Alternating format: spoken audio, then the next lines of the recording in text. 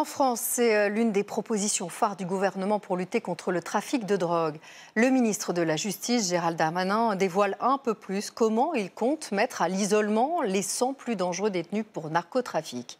L'idée, je cite, de les couper du monde en limitant considérablement leur contact avec l'extérieur. Est-ce seulement légal et réalisable? Chloé Barbeau et Camille Michaeli.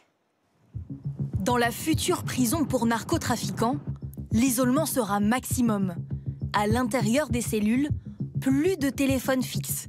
Des brouilleurs bloqueront toute communication avec des portables cachés. L'objectif, empêcher les détenus de commanditer des assassinats ou de diriger leur trafic à distance. Au parloir, une vitre blindée séparera les détenus de leurs visiteurs. Aucun objet ne passera d'une main à l'autre. Et juste après, fouille systématique.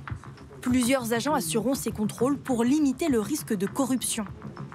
Pour les syndicats, ces surveillants devront être mieux payés. Il peut y avoir des règlements de compte de leaders rivaux dans ces prisons et que quand on exerce un métier qui est dangereux, qu'on soit payé à la hauteur du danger, ça semble la moindre des choses. Pour les 100 narcotrafiquants les plus influents, aucun accès aux unités de vie familiale où les détenus peuvent recevoir leurs proches. Seulement 5 cellules par couloir. Contact limité entre prisonniers, même au moment des promenades. Des conditions de détention inspirées du régime anti-mafia italien qui ne se conforment pas à certaines lois européennes. L'isolement en France aujourd'hui est déjà qualifié comme étant une torture blanche. Ici, c'est un isolement renforcé qui est promis, donc forcément, ça pose un certain nombre de questions.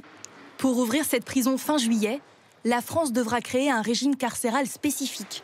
Soumis au Parlement au mois de mars, ce projet devrait coûter 4 millions d'euros.